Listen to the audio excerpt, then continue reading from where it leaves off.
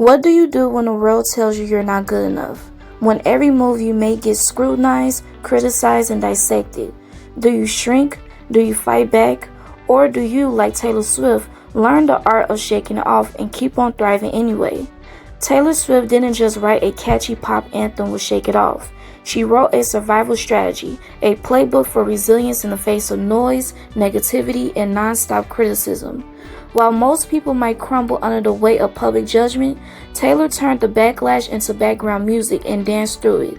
Today on Melodic Minds, we're breaking down how Taylor Swift masters the art of shaking off the haters, not just in her music, but in her career, her relationships, and her personal evolution. Taylor's rise to fame wasn't just built on talent, it was forged in fire. At the age of 16, she entered an industry that often chews up young women and spits them out. She was told she wasn't country enough, then mocked when she transitioned into pop. Her songwriting was dismissed as diary entries, and her dating life became late-night joke material. Most people in her shoes would have given up or played it safe, but here's the key. Taylor didn't internalize the criticism, she transformed it into art. Songs like Mean and later Shake It Off shows us that she learned to redirect judgment into creativity. This is the psychology of reframing, turning an attack into fuel for self-expression. She wasn't just surviving the hate, she was alchemizing it. When Taylor released Shake It Off in 2014, it was more than a radio hit. It was a declaration, a moment where she laughed in the face of public criticism and said, "You can talk, but you can't touch me."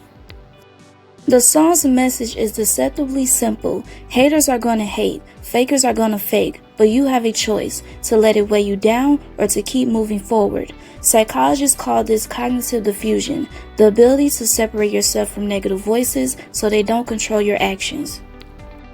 Taylor turned criticism into choreography, mockery into melody, and by doing so, she taught millions of fans the same skill, to dance with your shadows until they can't touch you anymore. Taylor's mastery of shaking off the noise doesn't stop at a single song, it defines her career. Think about it, she was mocked for writing breakup songs, so she doubled down, making her vulnerability her superpower.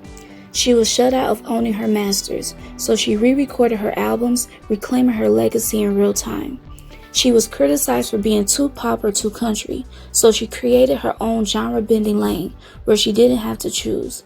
Every setback became a setup for reinvention. That's resilient psychology at work, the bounce-back factor. Instead of letting rejection define her, she used it to expand herself. This is how Taylor thrives. She doesn't just adapt, she evolves. One of the most criticized parts of Taylor's life has been her relationships. Every dating rumor became a headline, every heartbreak a punchline.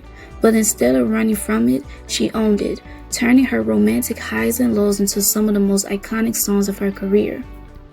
This is psychological narrative control. By telling her own stories through music, Taylor took power back from the tabloids. She showed us that vulnerability doesn't make you weak, it makes you relatable, even untouchable. In love and in life, she modeled an important truth. Your story belongs to you, not to the critics who misinterpret it. Taylor's ability to shake it off has allowed her to continually evolve. From country starlet to global pop phenomenon to indie folk storyteller, she doesn't stay boxed in. Each era is a new chapter, a new reinvention. And here's the brilliance. Haters can't pin her down because by the time they think they figured her out, she's already moved on. That's mastery of psychological flexibility, the ability to adapt to change without losing your essence. She thrives not by ignoring criticism, but by refusing to let it dictate her destiny. So what can we learn from Taylor Swift about shaking off the haters? First, turn pain into art. Whatever your medium is, channel negativity into creation. Second, own your narrative. Don't let others define your story. Tell it yourself. Third, keep moving. Don't let criticism freeze you. Keep evolving. Keep surprising. And lastly, dance anyway. Sometimes the best clapback isn't anger, it's joy. Taylor Swift proves that shaking it off isn't about pretending the pain doesn't exist. It's about refusing to let it steal your rhythm. The next time you face doubt, criticism, or hate, remember, you have a choice to let it define you or to turn it into your anthem. Just like Taylor Swift, you can dance through the noise, write your own story, and keep thriving no matter what. Because in the end, haters may hate, but the beat is still yours.